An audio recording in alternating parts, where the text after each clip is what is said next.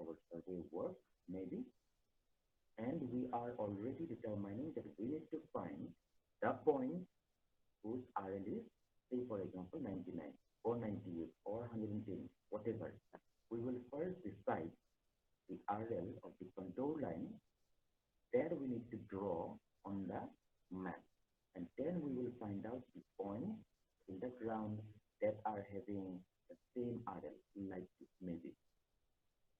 So then we will join those points and we will find the contour of that particular value. Now this is direct contouring.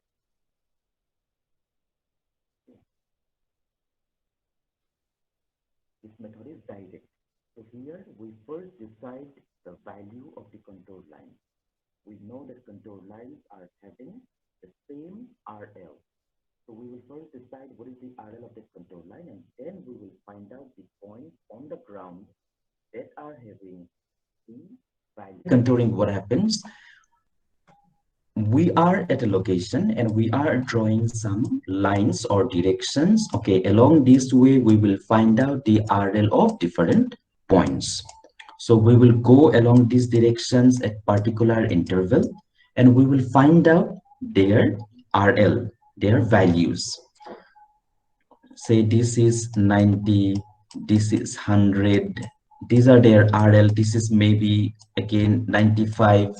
Like this, we will find out RL of different points, and then we will connect the lines or connect the points which are having the same RL. This is indirect contouring. Here, we do not decide the value initially. Here, we decide the direction or the lines at the first. We will find out the RL of different points along that line, and then we will find out the points which are having the same elevation. Okay, this is indirect contouring. Then in direct contouring, what happens? Here, we will first decide that we need a contour line of RL, say for example, 100 meter or 110 meter, like that. The RL of the contour line, we shall decide at the beginning, and then we start our work. We are in the field and we will go on finding the point whose RL is, say, 100 meter. If we want to draw a contour line of 100 meter RL, then we will go on finding the points whose RL is 100 meter in the field. Okay, and then we will connect those points and we will get the contour line of 100 meter that way. So this is direct contouring. In direct contouring, we decide the RL of the contour line at first, and then we find the points. And in indirect contouring, we go to different directions. It may be the radial one, it may be the grid pattern. We go to different directions and points and find their RL, and later we will decide what RL we need for the contour lines, and then we will find out the contour points on the map.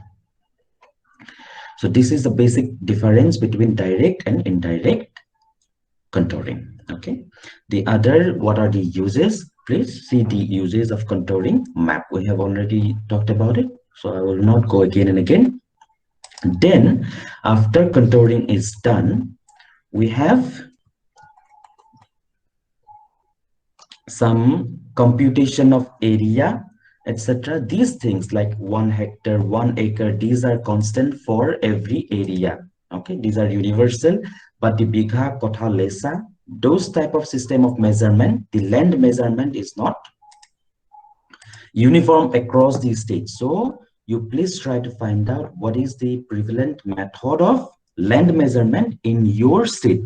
Okay, and like other things, like if it is a hectare, it is going to be 10 to the power 4 square meter. That is universal, that is same at all the locations. But the like this, I don't know if it is very clear. 1 bigha is 14,400 square feet in Assam. This may not be same in other state. Okay, then we go on to the area calculations. Okay, Now there are two basic rules. One is trapezoidal rule, one is Simpson's rule. So what happens in the trapezoidal rule? We have one baseline like this. We have one baseline, and then we have some area, okay, like this. This area we need to calculate. In trapezoidal rule, we will divide this area in suitable numbers, and these lines which are not straight, actually we will consider them to be straight lines. Okay, in the trapezoidal rule we will consider them to be straight lines like this. We will consider them to be straight line, and then we will apply our formula. So this way we will consider them to be straight line. They may not be straight in the real field, but we shall assume there will be little bit error here and there. So what will be the first area? Very easy. If this is, we will call them ordinates. If this is O1, this is O2, this is D. Okay, so what will be the area? O1 plus O2 divided by 2. We will just take the average of O1 and O2. O1 plus O2 divided by 2 is the average value, right? So if we are considering them in a straight line like this, we will take their average height somewhere here and then multiplied by the this. Okay, then multiplied by this distance. Okay, that will give us the area in this region, right? Then similarly, if between O2 and O3, it will be O2 plus O3 divided by 2, that is the average height or average ordinate, multiplied by the horizontal distance we see here, multiplied by this distance D. So that is going to be area in this region. This way we shall add all the sections and then we will find out the entire area. So what the formula will look like? So first area O1 plus O2 divided by 2 into D. Second area similarly like that between O2 and O3, like that all the other areas, and then finally we shall add them up. So when we do that, we see that O1 is coming only once, but O2 is coming here also in the first area, in the second area also, right? In the calculations, O1 is coming only once, but O2 in the formula, it is coming with this area and also with this area, O2 is coming. Similarly, O3 is coming here also in this calculation and here also in these calculations. So what will happen finally if we add them up? It will be like this. Okay, if it is D by 2, O1 is only once, O2 is twice, O3 is twice, like all other terms will be twice except again the last term. So if we take D as common, it will be O1 plus On divided by 2 and all other terms once. Okay, we took 2 common from here, that is why O1 by 2 and On by 2, it is here. We took 2 common and get cancelled with D by 2. So this is our final formula according to trapezoidal rule. D is the distance between these sections. This is the D, distance between those sections. Okay, so we have to remember this formula somehow. Then we have another formula which is Simpson's rule.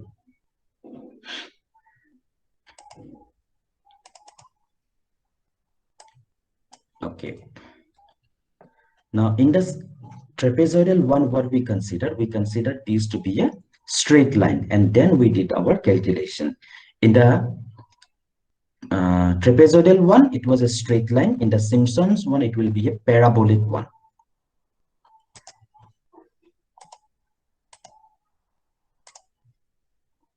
We have some area. We will divide it into number of sections of equal interval. In trapezoidal, it was a straight line. In Simpson, this is a parabolic one.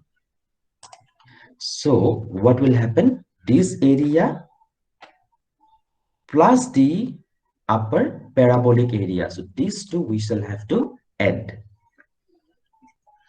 So the lower area we know O1, this is O1, this is, here we have O2, here we have O3, right? So what we are doing, O1 plus O3, average of theirs into D and D. So this is the area here in this region.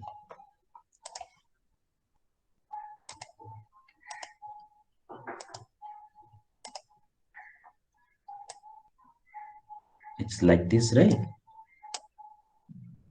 We have O1 here, we have O2 here, and we have, say for example, O3 here.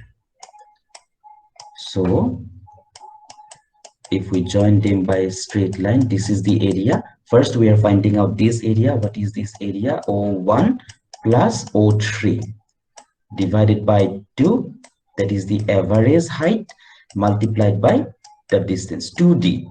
D here, this is O, and D here. Okay, another D here, same D, sorry, not D1, D2, same D. So this is the first area in this region. Then we have this extra trapezoidal portion. Now we know trapezoidal, in case of trapezoidal, it is 2/3 of this entire area. Okay. So when we apply the formula, it will be 2/3 multiplied by this small e, capital E, and then multiplied by 2D, this entire distance. So if we do that, this will come out. Okay, if we do that, this is our formula. What is this one? What is this small e and capital E? This is O2 entire one. From small e to B is O2, and from capital B to this E is the average one between O3 and O2. So we are writing O2 minus O1 plus O3 divided by 2. So this is the distance, capital E and small a. Okay, so finally we are multiplying it by 2D. So if we add them up, this is going to be the area for in the first two division, okay, here. So then similarly, we can add for all other divisions. If we do that, we will get a formula like this: D by 3 O1 plus ON, then 4 times the even ordinates and 2 times the odd ordinates. D by 3 O1 plus ON, they are the first and last term. 4 times the even ordinates, O2, O4, O6, O8, like that, and 2 times the odd ordinates, O3, O5, O7, O9, like that. All these ordinates are to be added. Now this rule is applicable only when number of divisions is even. Okay, we just saw that we did between two divisions, right? Okay, so this formula is applicable when this number of division is even, like there is 2 division, there is 4 division, 6 division, 8 division, like that. It is only in those cases it can be used. Suppose if we have 9 divisions and we still want to use this formula, then we have to do for 8 divisions, and the other extra division we have to do separately using one other formula, okay, separately. That way we shall have to do. Then after this, we have a very simple numerical, okay. All the data are given following our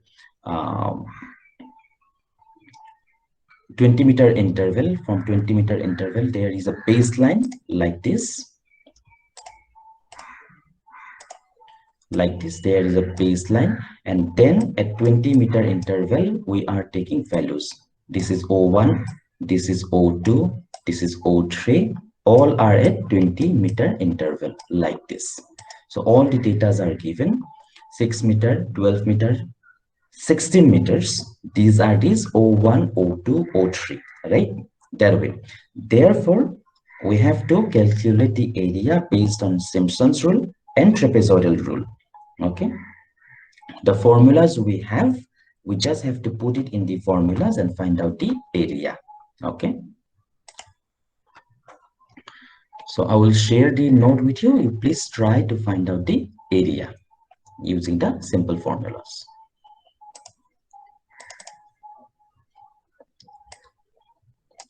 Then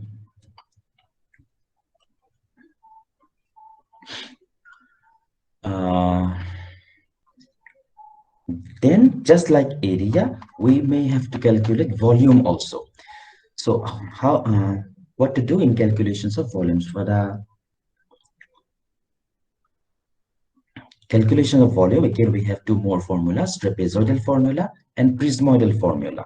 Okay, so this is the trapezoidal formula, d by 2. Now we are writing a1 plus an, and they are the first and last term, and all other terms that are in between, this will not be an, this will be an minus 1. I will make the correction. All the other terms will be in between. Okay, so what we are trying to do here, we are finding volume.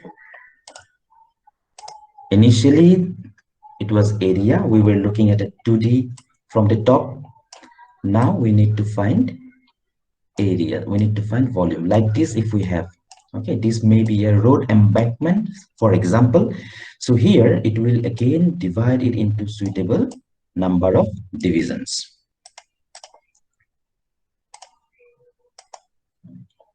Okay, like this we will again divide it into suitable number of divisions. Now the sectional area here, we are terming it a1. The sectional area in this location, we are terming it a2. Like this, we are finding out the cross-sectional area first, then we have our formula. We can apply that formula and we can find our value. So this is a1, this is a2, this is a3. Like this, we have different cross-sectional area at different number of divisions.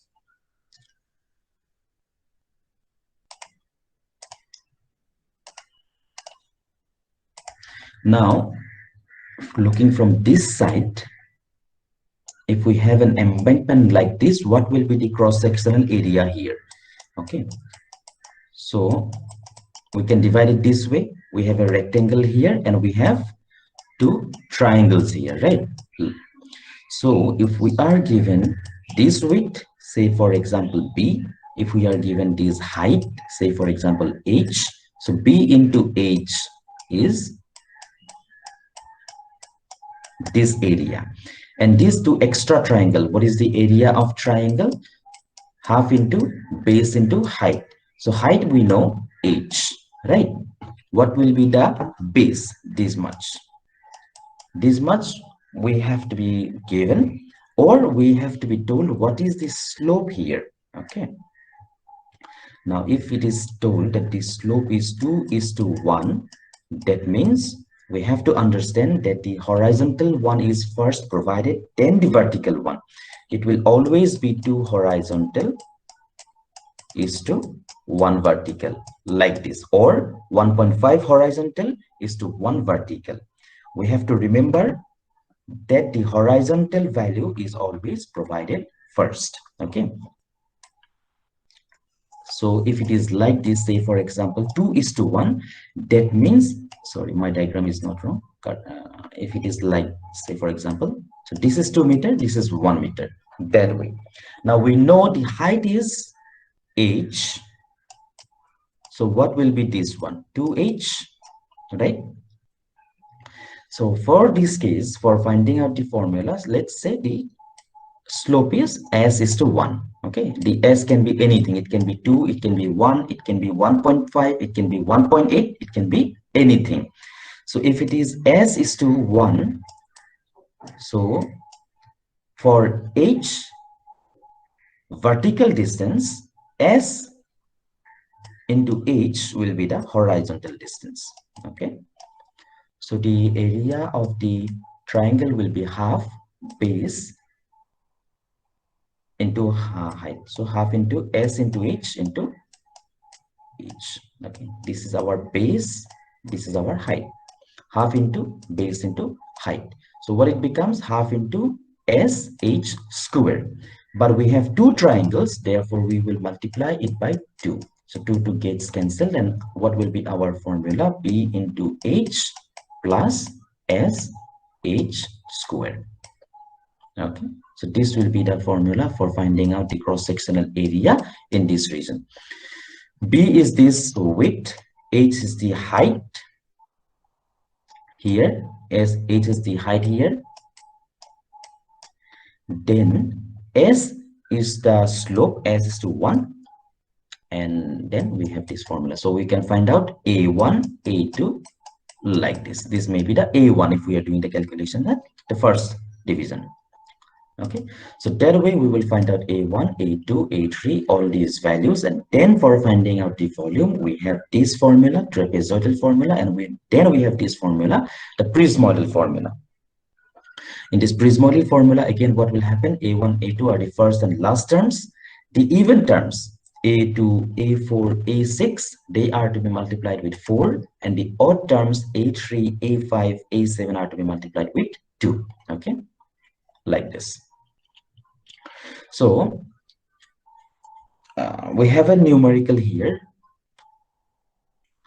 The chain is, that is the distance from the starting point, 0 meter, 20 meter, 40 meter, 60 meter, like this we have. Then GL, that is the ground level, RL. GL is for ground level, RL is for reduced level. So the reduced level values at the ground at those locations are given to us. Okay, like this. These are RL at those points. In the question, it is told the depth of cutting at the chain is 0 meter is 1.54 meter. The formation goes up to a longitudinal forward slope. These things are given. Okay, let's go here and let's see. What is given to us? We are provided with like this. Okay, we have some distance. We are at 0 meter. Next is 20 meter. Next is 40 meter. The RL of this ground level is given. RL are given. Okay. Then the depth of cutting a chain is 0 meter is 1.54 meter. It is told that at 0 meter we have to do cutting of 1.54 meter. Then the formation goes at a longitudinal upward slope 1 in 40. What is formation? Formation is the road, not road. Formation is the prepared earthwork for construction of any embankment or any road, etc. So from here, we have to go in an upward slope like this. That is our formation level. This is the necessarily available one. And this here is our formation line. Okay. This here is our formation line. Here we have to provide the road or embankment. Yeah. Okay, fine. So if this RL is known, we can find out by minusing 1.54 what is the RL at the formation level. Okay. So chainazers are given, RL at ground levels are given. At this point, the cutting value is given and the upward slope is given. So first, what we will do, we will come here. At 0 meter, 214.2 meter is our RL. And cutting, we have to do 1.54 meter. So from 214 meter minus 1.54 meter, we shall get, this is the RL of the formation line here. Okay, this RL is known. From here, we are subtracting 1.54 to get this value. Then we are given an upward slope 1 in 40. That means if we go 40 meter, we go up by 1 meter. Okay. But here we are going by 20 meter, 20 meter like that. The interval is 20 meter. So therefore, if we go 20 meter, the upward will be 0.5 meter. If we go by 20 meter, 20 meter. So the first value we will know. The next value will be how much? This first value plus 0.5 meter. Okay.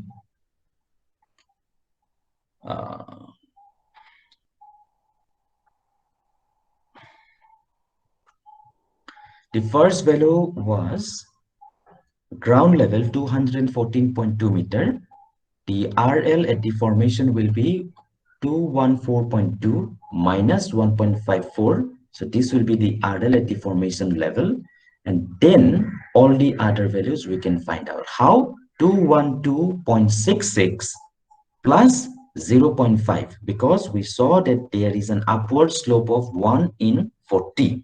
So therefore, if we go 40 meter, we go up by 1 meter. If we go 20 meter, we go up by 0.5 meter. So we have to add 0.5 with the first data in this data. Okay, we get this data. So then again with the second value, we have to add again 0.5 meter to get the third value. So these are the RL on the formation line. These are the RL on the formation line. The road embankment is to be constructed this way, and we are finding out the embankment RL at an interval of 20 meter, 20 meter, 20 meter. Okay. Then with these values, we will see what is the difference between the natural ground level and the ground level that we require for our construction. What is the difference between them? If the natural level is on the upper side or on the lower side than the required one. If the natural ground is on the upper side here, then we shall have to do some cutting here. If the natural ground is on the lower, we shall have to do some filling over there, right? That way, we have to find out what is the total amount of artwork required over there. Okay.